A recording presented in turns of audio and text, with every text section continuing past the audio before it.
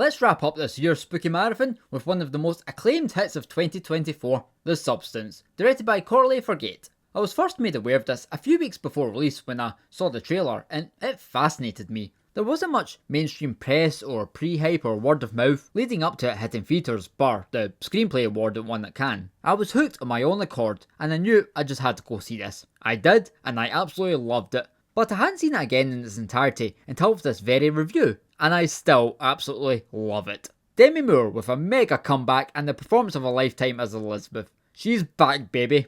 We witness her downfall in one fell swoop, from her termination where she's tossed away like dirt, to posters being torn down, and then a car crash. You've only just met this woman, but already you feel bad for her and her bitter, depressing predicament. And Demi excellently exhibiting so much sadness and anger all at once. You totally get why she's openly willing to try out The Substance. And on that note, The Substance itself is a smart concept, and especially how it has rules that must be firmly adhered to, which they make abundantly clear from the start and stick to. You're very aware of the consequences and get a bit uneasy whenever Elizabeth gets desperate and diverts from the plan. Also, we get zero backstory or info about how it was made, who specifically made it, etc. I dig how they leave it an unresolved mystery. We just have to come to our own conclusions. And not since The Ring has the thought of 7 days been so nerve-wracking. And you know what? That word actually sums up well the experience of Elizabeth, going through everything post-Substance, with things just nose-diving further into a hellish meltdown physically and mentally, and Demi is spot on with the cranky rage and frustration,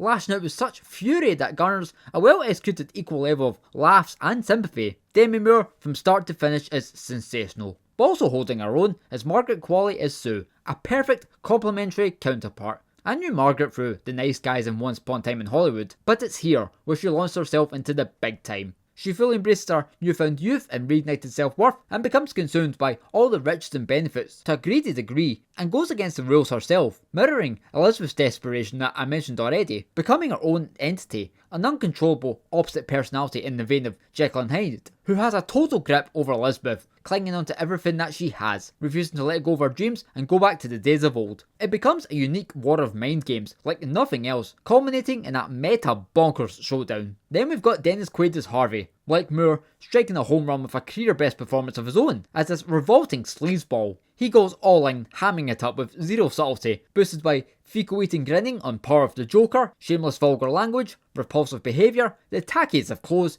and being always flanked by either yes men or old, crusty shareholders. The screenplay features excellent commentary surrounding women in the TV and movie industry, how their beauty must be pitch perfect and faultless, how they must bow to their controlling male masters in power or face losing their jobs, there's the subject of ageism, the desire for eternal fame, the works. Now this is a horror after all, and that showcased no better than in the thoroughly deserved award-winning makeup and effects. Like, where do I even begin here? Well, firstly and most famously, the body ripping apart at the spine and the other self bursting through. Elizabeth left lying there an empty shell. It's unreal stuff. Then having to be stitched and hosed up afterwards every time. Ooh, plus the multiple irises in the eye. Oof, that's so yucky and uncanny. Then Elizabeth's skin becoming frail and falling apart. That's quite gnarly. That dream that Sue has, pulling out the chicken leg, which makes my belly button horribly squeamish. Elizabeth's rapidly aged self with the crippling stiff joints makes my bones crack and crinkle. A bloody superb execution of Elizabeth becoming a full-fledged monster. Sue's body falling to bits is something straight out of a nightmare. And the grotesque abomination, Monstro Eliza Sue, is another outstanding practical achievement, resulting in the climax, which is a spectacularly disgusting, chaotic gore fest. Benjamin Kraken deserves a ton of praise for his cinematography. This keen eye of his, heavily influenced by Stanley Kubrick, helps to create these outstanding shots employing long distance and depth of field, like with the corridors of the studio, complete with shining inspired carpets, or Elizabeth's wide spacious apartment which they brilliantly capture the broad scale of. We have a lot of silky smooth movements, except whenever everything goes distorted like an awful fever dream, which is equally as well done. I love the use of colour. Everything just pops so hard, often being straight up eye candy, varnished more so by the emphasised lighting. We get insanely creative vivid imagery, like the injected eggs, the Substance advert, the flame shapes against the immensely pitch black background, the cracked picture, the eye-catching billboard, or the genius bookending Hollywood Walk of Fame stars. The first displaying the passage of time and Elizabeth's fading popularity, and the second the unforgettable visual of what remains of Elizabeth plastered on top of it. And the music comes courtesy of London producer Rafferty, and he kills it with an electronic score defined by pulsing drones, switching up between intense low-tone pieces, a helping of catchy beats, or all-out loud, roaring, freakishly unnerving flares. Oh, and I forgot just how lucid the sound design was. Good lord, it gets me squirming.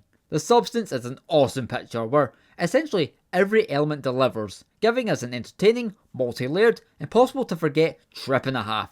The very definition of a modern classic and a new landmark for the horror genre.